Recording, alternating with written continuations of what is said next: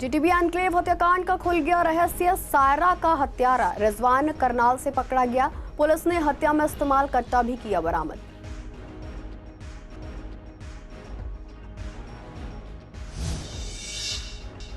दिल्ली सरकार ने 11 स्कूलों को जारी किए नोटिस। बिना अनुमति के फीस बढ़ाने का है मामला। अर्वाचीन समेत पूर्वी दिल्ली के 5 स्कूल भी शामिल। गीता बाल भारती और ग्रीनलैंड स्कूल को भी नोटिस जारी। गाजीपुर लैंडफिल साइट पर मंत्री सिरसा का दौरा, पौधारोपण कर दिया। पर्यावरण संरक्षण का संदेश। लैंडफिल और वाहनों की होगी रियल टाइम मॉनिटरिंग। पूर्वी दिल्ली में बस यात्रियों को भारी परेशानी, घंटों करना पड़ रहा है बसों का इंतजार। सड़क से बसें हटाने पर कर्मचारियों का विरोध जारी।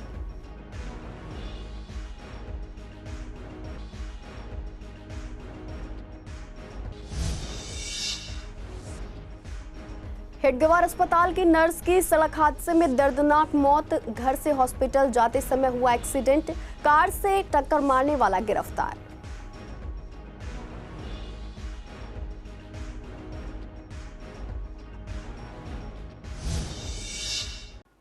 नमस्कार, आप देख रहे हैं सीसीएन डिजिटल। मैं हूं आपके साथ शिवानी तिवारी। स्वागत है आपका हमारे खास कार्यक्रम पूर्वी दिल्ली खास में। बुलेटिन की शुरुआत करते हैं कुछ खास खबरों के साथ। जीटीबी एनक्लेव की एक पॉकेट में 20 साल की सायरा की हत्या के सनसनीखेज मामले को पुलिस ने 48 घंटे में सुलझा लिया है। इस सिलसिले में 19 साल के रिजवान को हरियाणा के करनाल इलाके से गिरफ्तार किया गया है। 14 अप्रैल की रात को ही हत्या के बाद वह फरार था। क्राइम ब्रांच की इंटर स्टेट सेल ने इस मामले में जांच करते हुए रिजवान को गिरफ्तार किया। मामले की जांच के लिए स्पेशल टीम बनाई गई थी। क्राइम ब्रांच के एडिशनल कमिश्नर संजय सैन ने बताया कि रिजवान हत्या के बाद करनाल भाग गया था। पुलिस को गुप्त सूचना मिली तो टीम वहां भेजी गई। गिरफ्तारी के समय उसने वही कपड़े पहने हुए थे जो हत्या के समय पहने हुए थे। उसने जांच में बताया कि सायरा के साथ उसकी दोस्ती 2 महीने पुरानी थी। वह उससे नजदीकियां बनाने की कोशिश कर रहा था, लेकिन वह उसके काबू में नहीं आ रही थी। इसी बीच उसे पता चला कि वह किसी और के संपर्क में भी है, इसलिए उसने सायरा की हत्या करने का फैसला कर लिया। उसने 2 दिन पहले ही देसी कट्टे का इंतजाम किया और फिर 14 अप्रैल को इंस्टाग्राम पर मैसेज करके उसे बुलाया और फिर 2 गोलियां मारकर मौत के घाट उतार दिया। उसने गोलियां इस तरह मारी कि वह जिंदा ना बचे। इसके बाद वह दिल्ली से भागकर करनाल चला गया था और छिप रहा था, लेकिन पुलिस की पकड़ में आ गया। पुलिस ने हत्या में इस्तेमाल कट्टा भी बरामद कर लिया है। नहीं, इसका कोई काम करने का नहीं था। ये अपनी बहन जिस बहन के साथ रहती थी उसी पे पूरी तरह से निर्भर थी और काफ़ी सारे मूवमेंट्स इस तरह से उसके नज़र किए गए। लेकिन इनका जो कंस्ट्रक्शन साइट पे मुलाकात हुई थी उसी के बाद से इंस्टाग्राम पे बिल्कुल इसका प्लान आगे हिमाचल प्रदेश तक का था और उसी में वहाँ करनाल में ही उसने जब अपने दोस्तों से हेल्प के लिए संपर्क किया था, उसी टेक्निकल सर्विलेंस में पंकज मलिक टीम को सफलता दी। यस, नहीं, इंस्टाग्राम पे ही है, कनेक्टेड था। प्लानिंग तो माइंड के थ्रू और दोस्त के थ्रू किया। 2 गोली मारी, 1 गोली सर पे भी लगी। हाँ, वो उसी जगह पे रहने वाला, उसने अपने दोस्त के द्वारा जो अरेंज किया था, वो भी आपको इन्वेस्टिगेशन में आगे पता लगेगा। दिल्ली सरकार ने फीस बढ़ाने के कारण 11 स्कूलों को शो कॉज नोटिस जारी किया है।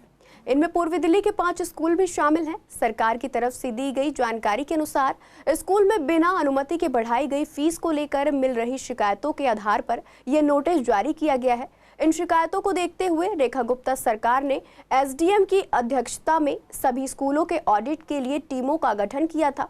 इन टीमों ने बुधवार तक 600 से ज्यादा स्कूलों का ऑडिट किया, जिसमें से 11 स्कूलों को शोकॉज नोटिस जारी किया गया है। पूर्वी दिल्ली के जिन 5 स्कूलों को नोटिस जारी किए गए हैं वे हैं विवेक विहार का अर्वाचीन स्कूल और Saroj Montessori public school, Vishwas Nagar का पुनित पब्लिक स्कूल, राजगढ़ कॉलोनी के गीता बाल भारती स्कूल और ग्रीनलैंड पब्लिक स्कूल। इसके अलावा प्रशांत विहार के लेंसर कॉन्वेंट, मॉडल टाउन के सृजन स्कूल, क्वींस मैरी स्कूल और गुरतेग बहादुर स्कूल, जनकपुर का मीरा मॉडल स्कूल और सेंट ग्रेगरियस स्कूल।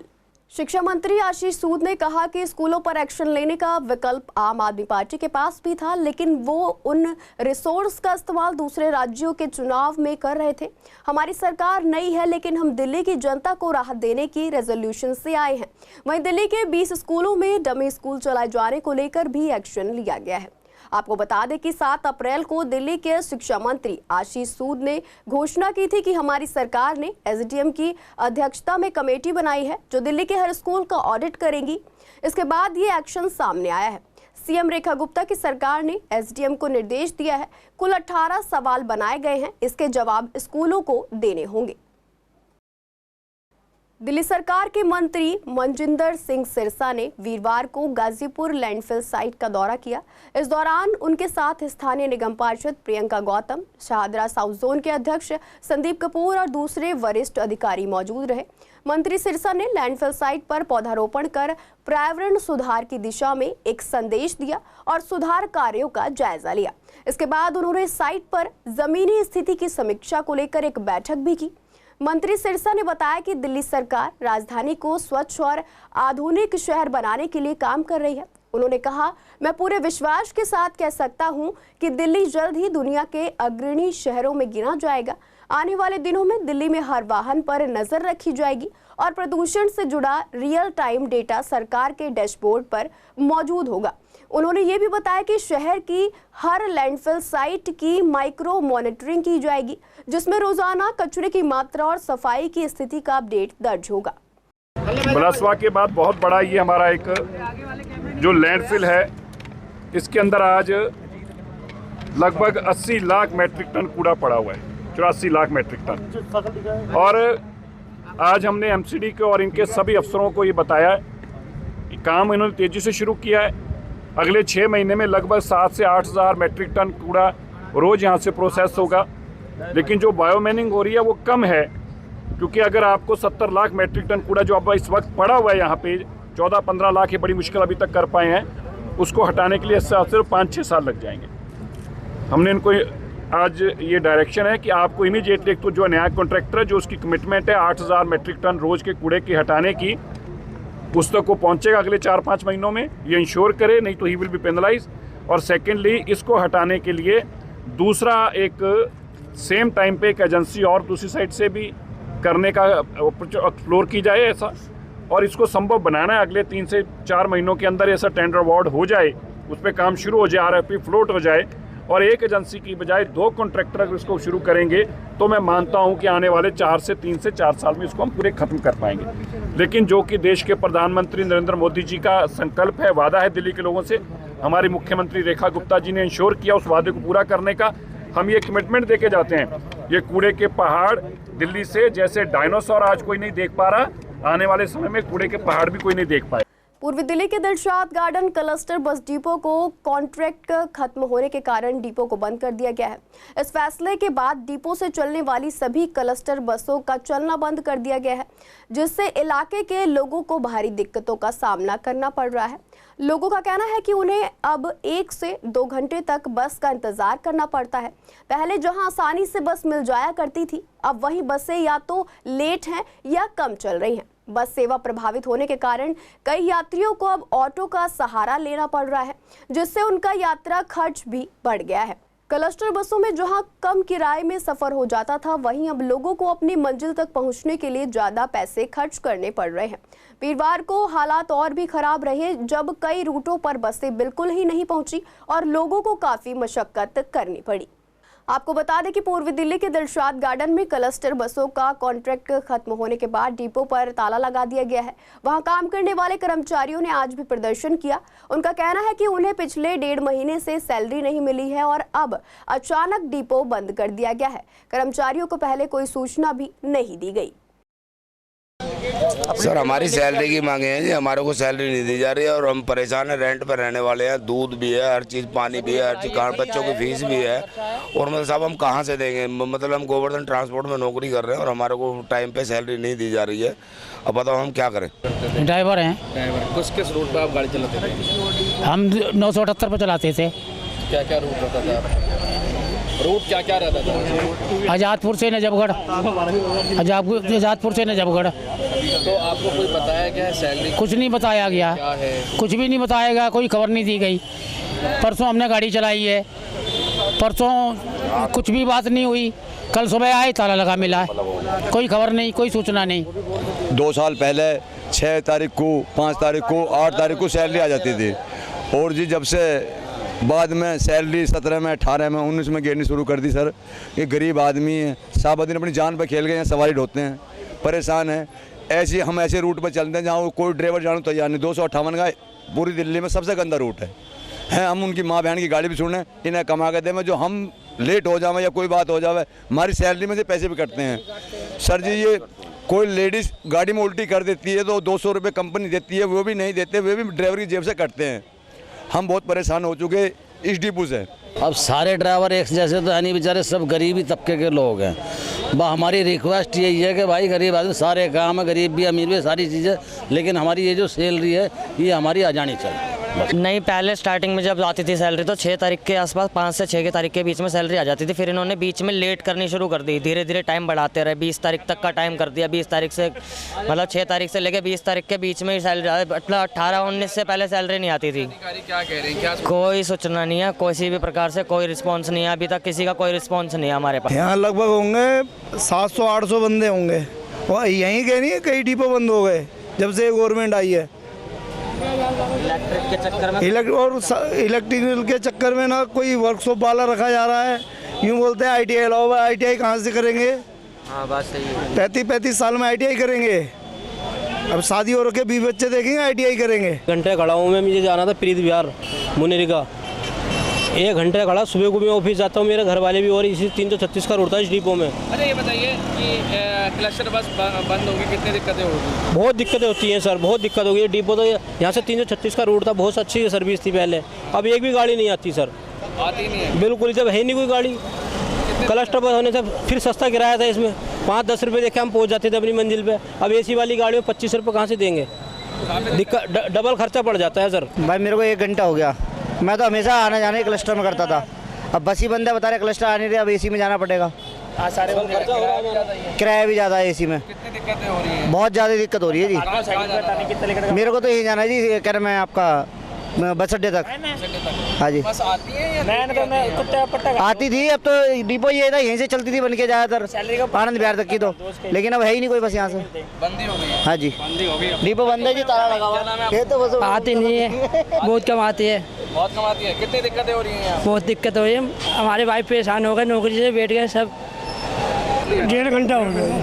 टाइम हो गया था? 1.5 घंटा हो गया। क्लस्टर बस अब बंद हो गई है, किस तरीके से आप सफ़र करेंगे? अब जो इतने पैसे तो होते नहीं कि AC बस में जाएं, काम इतनी मजदूरी नहीं, तो परेशानी तो सारी हो ही रही है। मुझे जाना था नोएडा सेक्टर 17, इसमें फिर ज़्यादा दिक्कत बहुत है, इससे तो बहुत परेशानी थी। इसमें जगह जगह ख़राब हो जाती हैं, ये जगह जगह रुक जाती हैं। पूर्वी दिल्ली के हेडगवार अस्पताल में काम करने वाली एक नर्स का जगतपुरी रेड लाइट के पास एक्सीडेंट हो गया।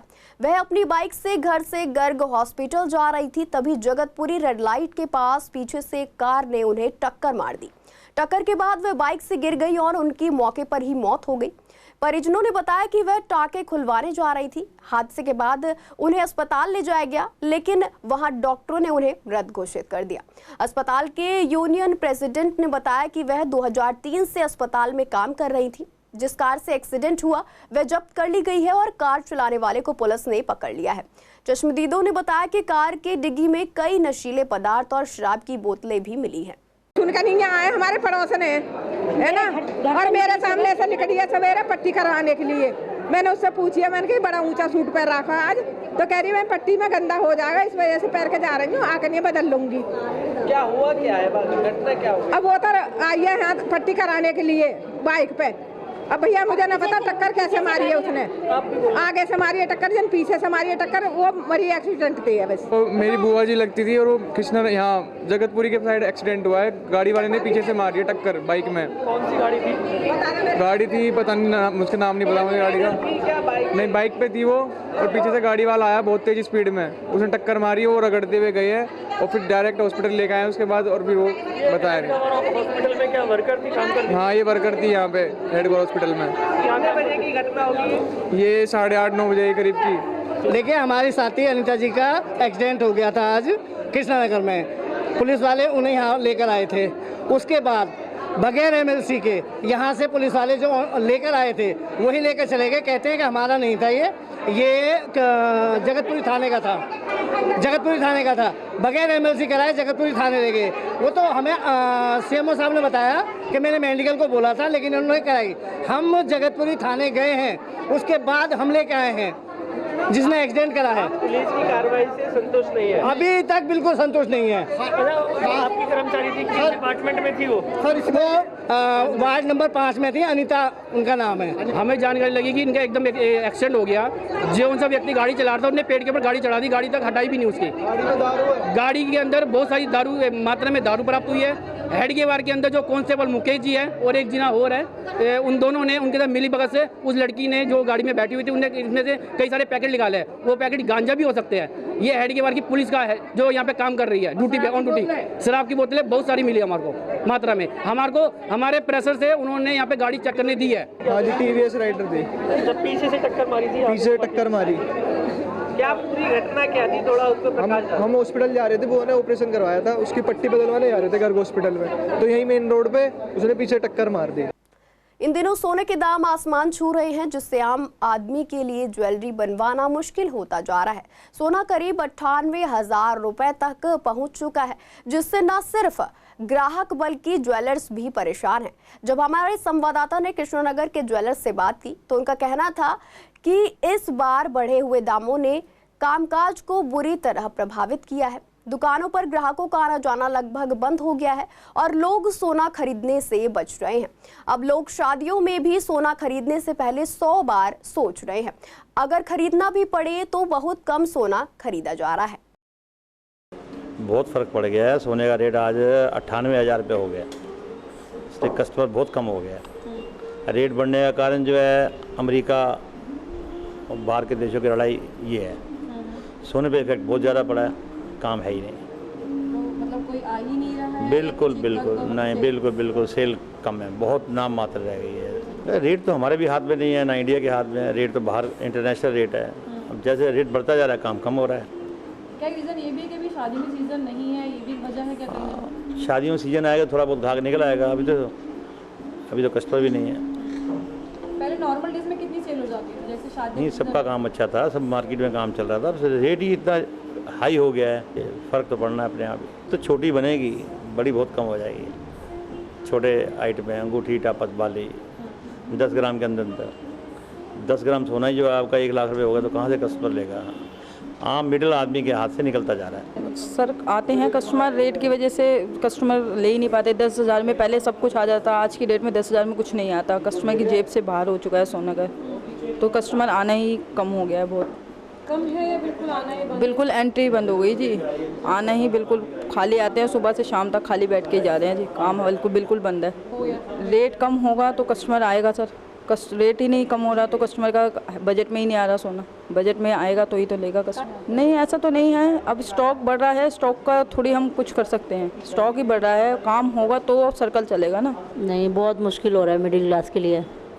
जिसके पास थोड़ा बहुत बजट है वो भी बहुत सोच के लेते हैं, बट बहुत आम खर्चे ही नहीं पूरे होते तो गोल्ड कहाँ से लोग परचेजिंग करेंगे? पहले के टाइम में कितना गोल्ड रहता था? पहले तो कभी इतना महंगा होगा? नहीं, कभी नहीं सोचा था। कभी नहीं सोचा था। पहले बहुत अच्छा था, बहुत आम आदमी भी आता था, लेके जाता था, सोचना नहीं पड़ता था। अब सोचना पड़ता है। मैनेज तो करता है बट बहुत मुश्किल होता है। मैनेज तो करना पड़ता है क्योंकि कहीं कहीं तो ज़रूरी होता है कि भाई छोटी मोटी चीज़ें देनी होती हैं या फिर दिखाना होता है, तो वही कर पाता है इंसान। बाकी सोचो आउट बजट नहीं कर पाता, बहुत मुश्किल है। 10 ग्राम सोना जो 1 लाख तक का पहुंचा जी, तो पहले 1 लाख में कितनी ज्वेलरी आ जाती है? 1 लाख में पहले कम से कम मेरे हिसाब से बहुत ज़्यादा आ जाती थी। मतलब समथिंग हो ही जाता था। मिनिमम गोल्ड शादी ब्याह में हो जाता था 1 लाख में, क्योंकि 30 नहीं, बहुत मुश्किल है। बहुत हाई लेवल के जो लोग हैं वो थोड़ा बहुत कर लेते हैं। पूर्वी दिल्ली में आम आदमी पार्टी के पार्षदों ने बीते बुधवार को नगर निगम कमिश्नर अश्विनी कुमार के कार्यालय के बाहर जोरदार प्रदर्शन किया। रोहतास नगर की पार्षद शिवानी पांचाल और विश्वास नगर की पार्षद ज्योति रानी ने बताया कि उन्होंने दोपहर 12 बजे मिलने का समय कमिश्नर से पहले ही तय कर लिया था, जिसकी जानकारी उनके कार्यालय और स्वयं कमिश्नर को दे दी गई थी। लेकिन जब सभी पार्षद वहां पहुंचे तो कमिश्नर पहले ही वहां से जा चुके थे। उन्होंने लगभग 1 घंटे तक इंतजार किया और फिर अपनी मांगों को लेकर आवाज उठाई। पार्षदों की मुख्य मांगे थी 12,000 अस्थायी कर्मचारियों को पक्का करना, हाल ही में लगाए गए यूजर चार्ज को वापस लेना और हाउस टैक्स को पूरी तरह माफ करना। उन्होंने सवाल उठाया कि जब सदन में इस यूजर चार्ज पर कोई चर्चा नहीं हुई थी तो ये फैसला किसकी अनुमति से लिया गया। वहीं दूसरी ओर कृष्णनगर से बीजेपी पार्षद संदीप कपूर ने इस हंगामे की निंदा की। उन्होंने कहा कि कमिश्नर अश्वनी कुमार को किसी जरूरी काम के कारण जाना पड़ा था और इसकी जानकारी आम आदमी पार्टी के पार्षदों को पहले ही दे दी गई थी। उन्होंने आगे कहा कि यूजर चार्ज दिल्ली के मेयर और आम आदमी पार्टी के पार्षदों की सहमति से ही लाया गया था और अब ये लोग जनता को गुमराह कर रहे हैं। उनका कहना है कि यह सारा विरोध आगामी मेयर चुनाव की बौखलाहट का नतीजा है। देखिए, सबसे पहले हम जितने भी हमारे काउंसलर्स आते हैं, हम सिविल सेंटर गए थे और हमने हमारे मेयर साहब ने कमिश्नर से टाइम मांगा था कि हम सारे साथी आएंगे आपसे मिलने के लिए। हमारे सिर्फ यही हमारी 3 मांग थी। हमारे एक यूजर चार्ज हटाने के लिए और हमारा हाउस टैक्स माफ़ करने के लिए और ये 12,000 कर्मचारी जो हमने पक्का करने के लिए था, जो फाइल पास करी थी हमने, हम तीन मुद्दे लेके गए थे, लेकिन कमिश्नर साहब हमें मिले नहीं। हम ऑलमोस्ट वहाँ पे 1 घंटा बैठे रहे उनके रूम में, लेकिन उन्होंने ना सुनी करके हम लोगों को मतलब कह रहे कि मैं बाहर गया हूँ। उन्होंने हमें टाइम नहीं दिया और हमने उनको इखलाह भी किया था कि हम सब मिलने आएंगे आप लोगों से। हम लोगों को किसी को जानकारी नहीं थी और ना ही हमारे मेयर साहब को भी जानकारी थी। पता नहीं ये कमिश्नर साहब ने कहाँ से फाइल उठाई, कहाँ से मुद्दा उठाया कि इन्होंने यूजर चार्ज लगाया, लेकिन ये कोई यूजर चार्ज कोई मतलब ही नहीं बनता। देखो, जनता के हित में हम लोग आए हैं और जनता के हित में हम खड़े रहेंगे। 24 घंटे हम लोग खड़े भी हैं और जनता की सेवा के लिए हमारा हक है, हमारा काम करना है। तो अगर कमिश्नर साहब ने अगर ये फाइल पास कर दिया, अगर यूजर चार्ज लगाने कर दिया तो ये जेब में खर्चा बढ़ेगा, क्योंकि ये मेन चीज़ ये होगा कि उनकी जेब खर्च 2 पैसे तो जाएंगे।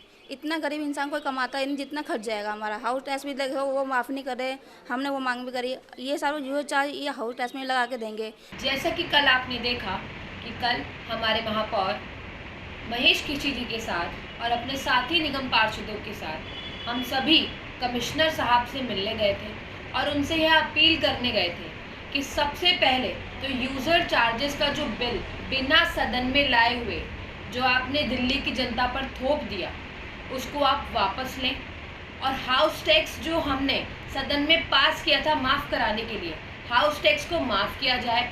और जो हमने सदन में ये पास किया था कि हमारे 12,000 सफाई कर्मचारियों को पक्का किया जाए, तो ये हमारी जो 3 मांगे थी इसको मद्देनज़र रखते हुए हम कल कमिश्नर साहब से मिलने गए थे। लेकिन कल कमिश्नर साहब ने हमसे मिलने में बहुत मनमानी की, वो हमसे नहीं मिले, उन्होंने बहाने दिए। यहाँ तक कि हमारे महापौर और हमारे साथी निगम पार्षदों को मिलने से मना कर दिया गया। और देखिए किस तरीके से इस बार निगम में लोकतंत्र को तार-तार किया जा रहा है। हम देख रहे हैं कि यूजर चार्ज लगाकर आम आदमी पार्टी ने दिल्ली की जनता को एक नया टैक्स का बोझ लाद दिया और अभी इस पे रोड ड्रामा कर रहे हैं कि हमने नहीं लादा, कमिश्नर ने किया। जब मेयर आम आदमी पार्टी का दिल्ली नगर निगम में है तो कैसे मेयर के पूछे बिना ये नया चार्ज आ गया? या तो मेयर में दम नहीं है, इनको हाउस बुलाना चाहिए और उसमें अपनी बात को ठीक ढंग से रखना चाहिए। दूसरा, ये लगातार कमिश्नर पे आरोप लगा रहे थे कि कमिश्नर मिल लेना। मैं स्वयं कल कमिश्नर ऑफिस में था और आम आदमी पार्टी ने 11 बजे का समय कमिश्नर से मिलने का निर्धारित किया था। 12:15 बजे कमिश्नर मेरे सामने एनजीटी कोर्ट के केस के लिए निकले, तब तक आम आदमी पार्टी के पार्षदों ने उन्हें कॉन्टैक्ट नहीं किया। जैसे ही कमिश्नर अपने ऑफिस से निकले, ये कमिश्नर के ऑफिस में आकर नया नैरेटिव बना रहे, कमिश्नर मिलना नहीं चाहता। मुझे लगता है कि लोकतंत्र में ऐसी झूठी अफवाहें फैलाकर दिल्ली की जनता को ठगना ठीक नहीं है।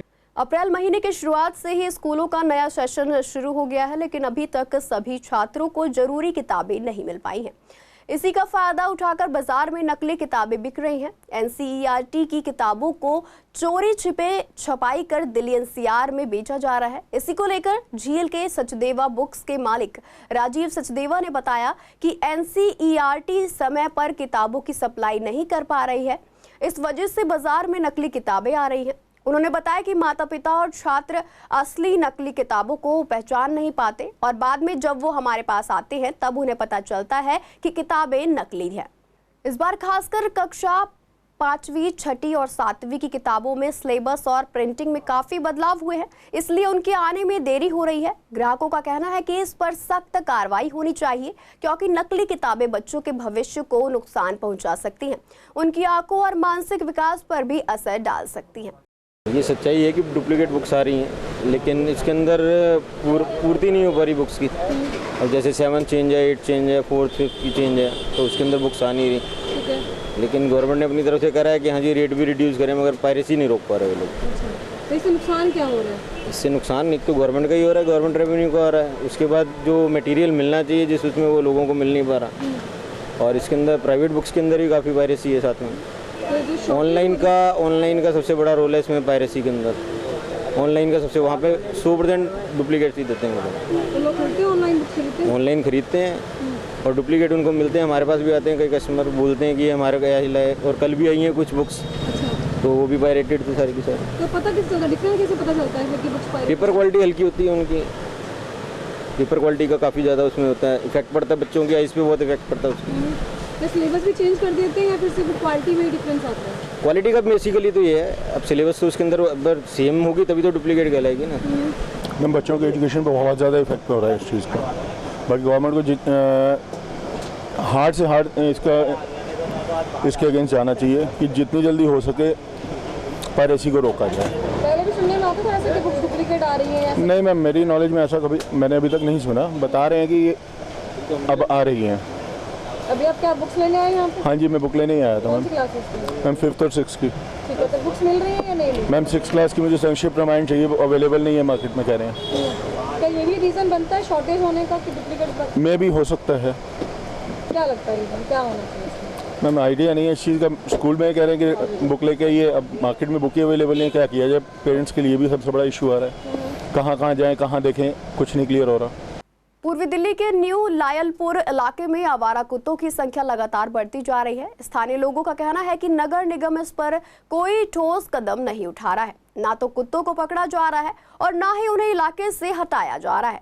लोगों ने बताया कि कुत्तों को पकड़कर उनकी नसबंदी तो की जाती है, लेकिन उन्हें फिर से वहीं छोड़ दिया जाता है।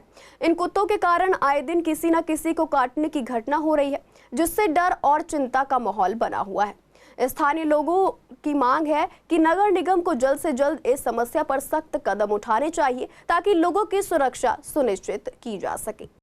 35-40 कुत्ते हैं, 2 गलियों में 35 कुत्ते हैं कम से कम। पूरी रात पूरे दिन में सोने नहीं देते, काटते हैं जो आता है अंदर। मतलब जो गली के लोग हैं उनको भी या अननोन लोगों? अब सबको ही काट रहे हैं वो इसमें। हाँ, शिकायतें की आप लोगों ने? कमेंट क्या करने को आता ही नहीं है, कोई सुनना ही नहीं है। 20-25 कुत्ते हैं दोनों गलियों में लगा के। कोई भी रात में आता है उसके पीछे भाग जाते हैं, काटने लगते हैं, बच्चों को भी अटैक करते ही है, और मतलब कि फिर बचाना मुश्किल होता है कई बार तो बच्चों को। क्या चाहते हैं? या तो उनको यहाँ से ले जाया जाए, कहीं और छोड़ दिया जाए खुले एरिया में। शिकायतें पहले की है तो वो नसबंदी करके छोड़ जाते हैं उनको, बस ये। मैडम बहुत प्रॉब्लम है, बहुत ज़्यादा, बहुत इशू है डॉग का। कभी किसी को काट लेते हैं, कभी किसी को। पूरी 4-5 गलियों के अंदर डॉग ही डॉग है। क्या चाहते हो? बच्चे निकलने में परेशानी हो रही है बहुत ज़्यादा। परिवार सारा परेशान है डॉगियों से। 2 गली छोड़ के भी है, बहुत डॉगी काटते हैं। मेरे भी 3-4 बार काट चुके हैं, काफ़ी दिक्कत होती है। इनको हटाना चाहिए यहाँ से? बिल्कुल हटाना चाहिए। हर गली में 10-12 कुत्ते हैं, आदमी से ज़्यादा कुत्ते घूम रहे हैं यहाँ। हर गली में कुत्ते हैं, कोई सुनवाई नहीं है। कुत्ते की ले जाते हैं, फिर थोड़े दिन बाद प्रोसेस करके छोड़ जाते हैं दोबारा। तो मेरे को तो काटते हैं। ये देखो कितना बड़ा जख्म है मेरे को। अभी परसों फिर इंजेक्शन लगने 8 लग चुके हैं। सीरम 10,000 का सीरम लग चुका है मेरे को, जो हेडओवर में फ्री लगा था। और 3rd ग्रेड का काटा है मेरे को, यहाँ पे काटा है दिमाग के पास, हैवी बाइक लास्ट स्टेज का काटा है। तो यहाँ ज़्यादा प्रॉब्लम है, जाते पीछे उतर भी नहीं पाते, बच्चे खेल नहीं पाते गलियों में। बहुत ज़्यादा इशू होगी इसको लेके, तो बहुत ज़्यादा डर लगता है भाई, बाहर निकल ही नहीं पाते घर से। मैंने तो ककड़ुमा कोर्ट ने बिल्डर पर जानलेवा हमले के आरोपी को जमानत देने से मना कर दिया है। कोर्ट ने कहा कि इस केस में अभी 2 गवाहों की गवाही बाकी है और सुनवाई अपने आखिरी चरण में है। ये मामला फरवरी 2018 का है, जब प्रीत विहार इलाके के चित्रा विहार में रहने वाले बिल्डर रवि गुप्ता पर जानलेवा हमला हुआ था। उनका आरोप है कि सुरेंद्र सोडी उर्फ शम्मी नाम के शख्स ने उनके घर में घुसकर उन पर गोली चलाई थी। पुलिस ने सुरेंद्र को गिरफ्तार कर लिया था और वह इस समय मंडोली जेल में है। उस पर शकरपुर थाने में मकोका का एक और केस भी दर्ज है। हाल ही में सुरेंद्र ने जमानत की अर्जी लगाई थी और कहा था कि उसे झूठा फंसाया गया है, लेकिन सरकारी वकील ने इसका विरोध करते हुए कहा कि चश्मदीद गवाहों की गवाही आरोपी के खिलाफ है। कोर्ट ने इसी आधार पर उसकी जमानत याचिका खारिज कर दी है। फिलहाल के लिए पूर्वी दिल्ली खास में इतना ही। ऐसी तमाम अपडेट्स के लिए बने रहिए CCN डिजिटल के साथ।